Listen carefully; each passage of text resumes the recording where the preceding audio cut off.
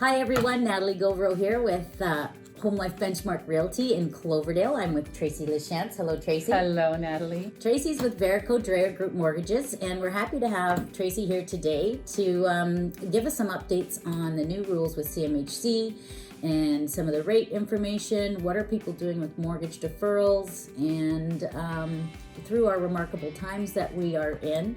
And Tracy and I are in our own little bubble here, but we obviously have been practicing social distancing and following all the rules in place.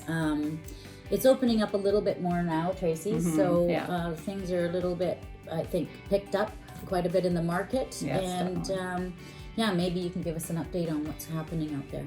Definitely. So before I tell you the good news, I'm going to tell you a little bit of the not so good news. Okay. So CMHC has introduced new rules that came into play on July 1st. Right. For those of you who don't know who CMHC is, it's Canada Mortgage and Housing Corporation, and all borrowers that have less than 20% to put down must go through an insurer. So whether it's CMHC, Genworth, or Canada Guarantee. So the new rules that they have implemented are the gross debt servicing ratio and the total debt servicing ratios have gone down. So gross debt servicing is your principal and interest, mortgage payment, your property tax, half of your strata fee, and your heating. So that has to be 35% or under of your gross income. Your total debt servicing is all of that I just said, plus if you have any other debt. So if you have a loan or if you have credit card debt, all of that has to be under 42% of your income. It used to be 39 and 44%. Now it's 35 and 42. So it's just making it a little bit harder to get to that price that you want. Right. The other thing is your credit score must now be 680. Before it was 600. Right. But 680 is pretty much an average credit score that you'd want to see anyway, even with the lenders. And also any non-traditional down payments are out now. So you can't actually borrow from a line of credit or take out a loan or anything for your down payment. Gift from parents is still okay. Gift from parents is still there. Okay. Exactly. Bank of mom and dad is always good. Yes. So the good news is it's only CMHC who's Right. implementing this. So Canada Guarantee and Genworth have no plans of implementing this.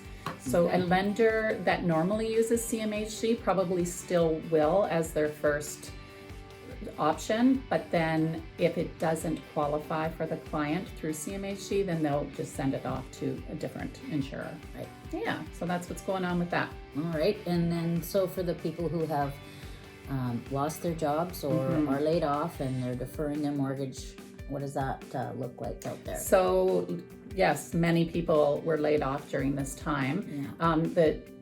The lenders, most lenders, if not all of the lenders, have offered the option of deferring your mortgage payments, maybe for 3 months or 6 months, depending on the lender.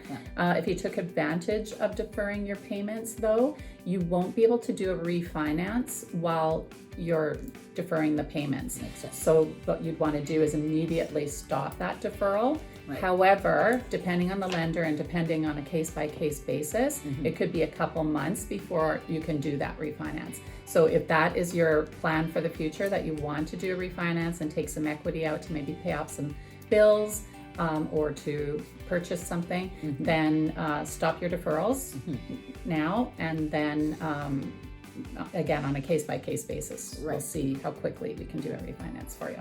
Good. And what's going on with financing during COVID?